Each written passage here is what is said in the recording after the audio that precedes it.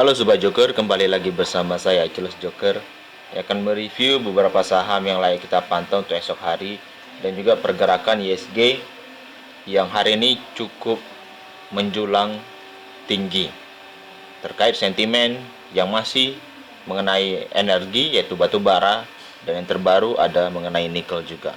Sebelumnya, jika teman-teman tertarik dengan ulasan saham yang saya lakukan, bisa like, komen, dan subscribe channel YouTube ini, atau juga bisa bergabung di grup Telegram dan lini masa Stockbit yang linknya saya sudah sediakan di deskripsi video ini.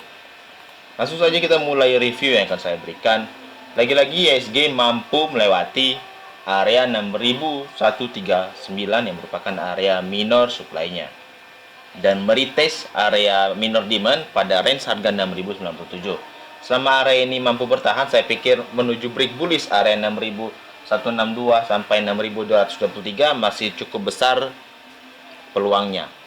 Dan kalau kita lihat secara bentuk candle yang cukup kuat hari ini, seharusnya besok masih cukup lanjut. Dari MACD dan RSI cenderung masih cukup bullish. Saya pikir momentum dari sektor energi memang mendapatkan posisi tersendiri untuk penguatan pergerakan ISG. Jadi saya pikir sangat menarik memantau ISG, terlebih lagi di khusus emiten-emiten energi yang lain. Baik, saham pertama yang akan saya review adalah saham Pras. Saham Pras ini merupakan salah satu saham edisi kita yang sudah masuk dalam watchlist untuk 1 minggu hari ini, dan sesuai dengan area entry kita di 238 sampai 236 sudah masuk. Break bullishnya sudah dilakukan juga pada range 246. Nanti dia akan melanjutkan retest di esok hari yaitu di 250 sampai 248. Target profit kita di 268 sampai 280 sesuai dengan pattern yaitu adalah ascending triangle. Symmetrical triangle. Karena dia punya pola sisi kanan dan sisi kiri itu sisinya sama ya, sama besar. Dan area stop loss kita, saya pikir masih, jika dia bergerak di bawah range 236 ya, kita bisa melakukan cut loss nanti. Kalau kita lihat dari volume dan MACD serta RSI cenderung mengindikasikan bullish. Jadi saya pikir momentumnya sudah cukup kuat, dia sudah break, maka sedikit lagi hanya ditambahkan volume dan ditambahkan siapa yang akan menggerakkan atau supirnya. Saya pikir saham Pras untuk esok hari sangat menarik. Selanjutnya updating untuk saham emiten swing kita yaitu BANK. Lagi-lagi kita memprediksi memang polanya akan double bottom. Namun dengan indikasi memang di area 3050 sampai 3010 ini mampu bertahan dan cukup kuat. Namun di hari Selasa sore dan hari ini tidak mampu bertahan ya Bang Aladin, dan meretest kembali area minor demand yaitu di 2910 sebanyak 2 kali.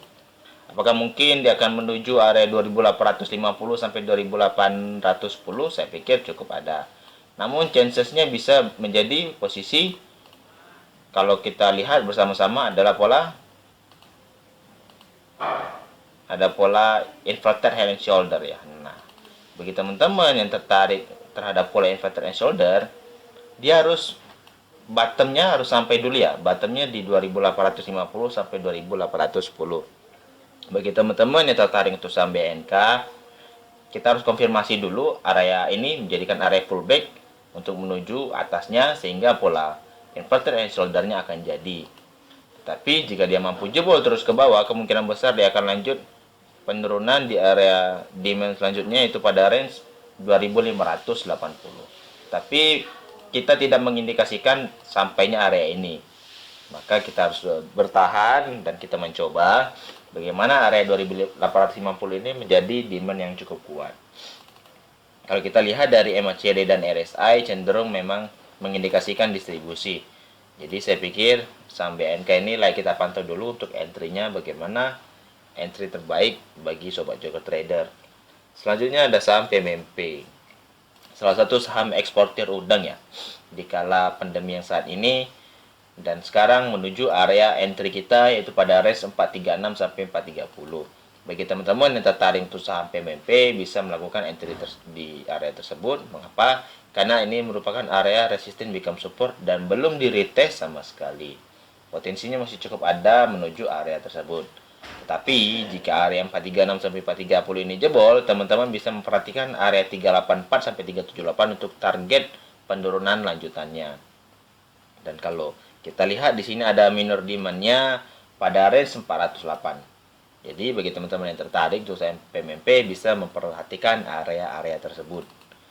Selanjutnya, kalau kita lihat dari MACD dan RSI cenderung masih distribusi, saya pikir momentumnya masih cukup lemah untuk saham PMMP untuk kita tradingkan. Tetapi dari sisi akumulasi sudah mulai kita coba. Selanjutnya ada saham MLPL. Updating saham MLPL, saya pikir memang ketika dia mampu mencapai area 600, maka potensinya menuju area 635 cukup ada. Namun, terjadi perlawanan dari IHSG sendiri dan dari sisi akumulasi sudah mengalami pelemahan di saham multipolar. Teman-teman bisa memperhatikan nanti untuk entry kembali di 490 bagi teman-teman yang belum memiliki saham MLPL. Atau bisa menunggu di area 405 sampai 340 sebagai range buy-nya. Kalau kita lihat dari MACD dan RSI sudah cenderung ingin melakukan distribusi kembali, saya pikirlah kita pantau dulu bagaimana MLPL untuk entry-nya. Selanjutnya ada saham agro. Lagi-lagi memberi dampak buruk ya. Dampak buruk yang saya maksud dia membuat pola penurunan ARB sebanyak 2 kali. Bagi teman-teman yang tertarik untuk saham Bank Agro bisa memperhatikan jika area 2190 ini sebagai batasan ARB-nya, maka potensi di ARB kemungkinan bisa mencapai area, kalau kita lihat ya bisa mencapai area 2040. Nah, area range 2100 sampai 2040 teman-teman bisa melakukan pembelian. Dan area target pertama kita, area pembelian pertama itu adalah bergerak di harga 2100. Kalau kita lihat dari MACD dan RSI sudah cenderung dead cross dan mengindikasikan distribusi. Saya pikir momentum Bank Agro untuk koreksi sehat sudah dimulai. Selanjutnya ada saham Antam. Salah satu isu krisisnya nikel, Antam sedikit diuntungkan karena dia memiliki produksi nikel di Indonesia masih cukup besar ya. Terlebih pabrik baterai yang terdapat di Karawang sudah didirikan juga. Saya pikir momentumnya dan angin segarnya akan dimulai kembali. Antam sesuai dengan range kita ada area 2250 merupakan area minor demand-nya. Teman-teman bisa memperhatikan area ini untuk melakukan pembelian. Selanjutnya target kenaikan bisa mencapai 2490 dan juga sebagai high-nya yaitu di 2710. Atau bisa menuju area gap ya, karena di sini ada demand supply gap yang belum dituntaskan pada range 2940. Dan kalau kita lihat dari sejarahnya dari bulan Oktober itu mengalami kenaikan cukup kuat ya untuk di saham Antam. Apakah akan mendulang kembali di posisi pola ascending triangle ini? Saya pikir momentumnya cukup kuat. Bagi teman-teman yang tertarik untuk saham Antam bisa memperhatikan area ini untuk melakukan pembelian. Kalau kita lihat dari MACD sudah mengindikasikan golden cross dan juga dari RSI cenderung tren harga mengalami kenaikan. Saya pikir dari sisi akumulasi sudah akan dimulai ya untuk saham Antam. Jadi teman-teman bisa memperhatikan area 2250 untuk melakukan pembelian. Selanjutnya ada saham Inco. Salah satu saham timah dan nikel ini hari ini mengalami distribusi, namun layak kita pantau bersama. Karena sudah masuk area entry minor demand kita yaitu pada range 4640. Bagi teman-teman yang tertarik untuk saham Inco bisa memperhatikan juga area 4350 sampai 4230. Tetapi bagi teman-teman yang ingin melakukan entry pertama bisa mempertimbangkan area 4640 jika dia mampu melakukan pullback seperti ini dan ditutup di atas minor demand-nya dengan catatan volume yang cukup valid juga. Seperti yang terjadi di tanggal 28 September, jika dia menyentuh saja seperti tail ekor menuju area minor demand lalu di pullback kembali menuju area atas atau sering kita sebut reversal, potensinya cukup kuat untuk menuju area atas yaitu pada range 4910. Namun jika dia membentuk tail namun dia membentuk inverted hammer, saya pikir kecenderungannya akan dibawa menuju area 4350 sampai 4230. Jadi teman-teman bisa memperhatikan area tutupannya untuk melakukan pembelian di saham Inco. Selanjutnya ada saham MNC Group ya, yang cukup menarik hari ini. terjadi penguatan dan sudah berada pada area range demand kita ya, pada range harga 2840 sampai 280 sampai 264, dan sekarang sudah membentuk pola hammer.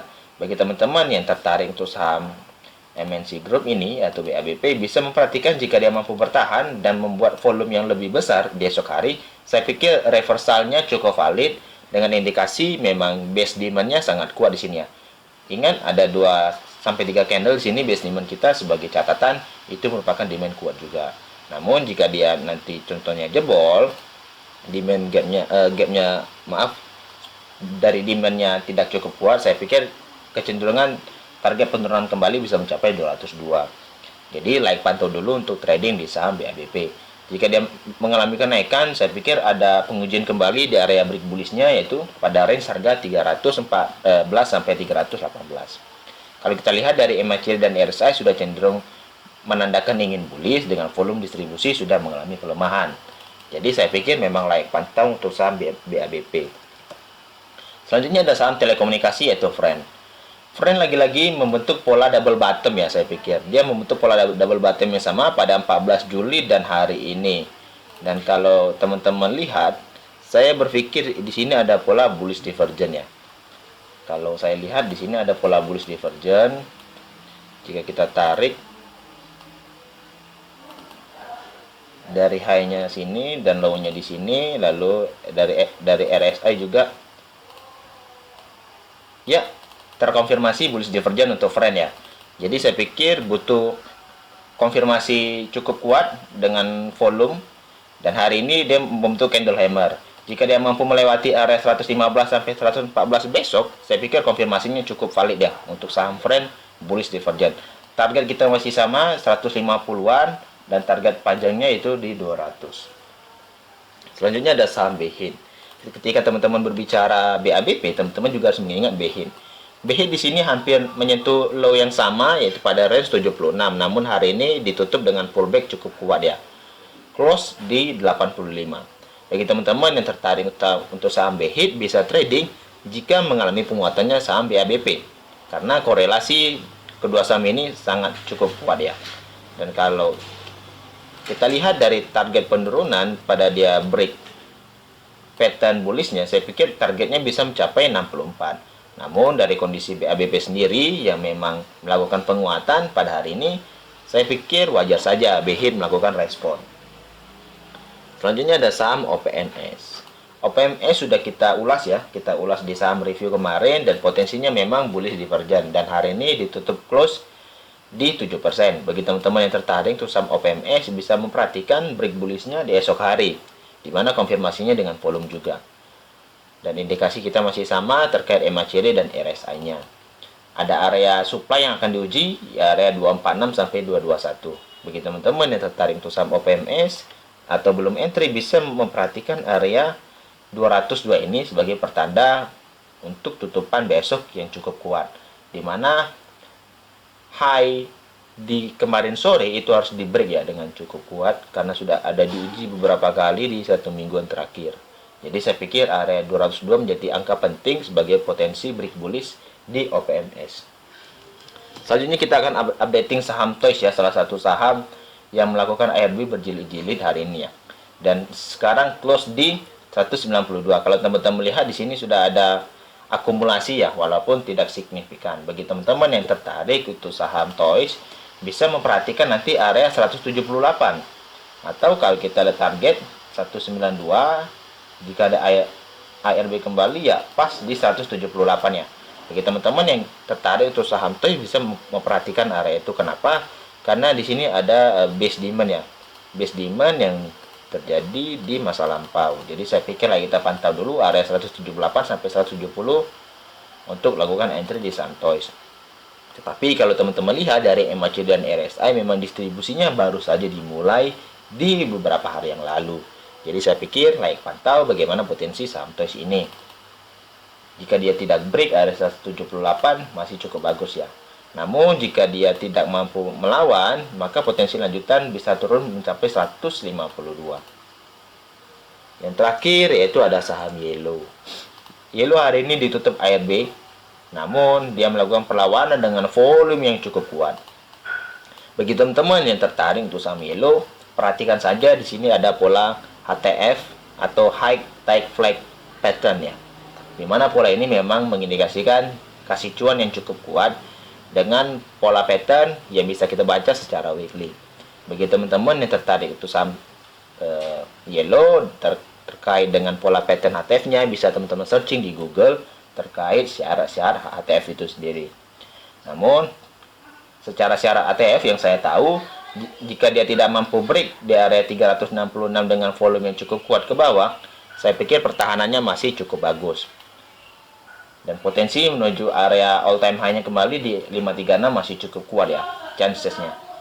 Sekian dulu dengan ulasan saham yang saya lakukan. Jika teman-teman tertarik dengan ulasan ini, bisa like, komen, dan subscribe channel YouTube ini, atau juga bisa bergabung di grup Telegram dan ini Masa Stockbit yang linknya saya sudah sediakan di deskripsi video ini. Saya ucapkan terima kasih.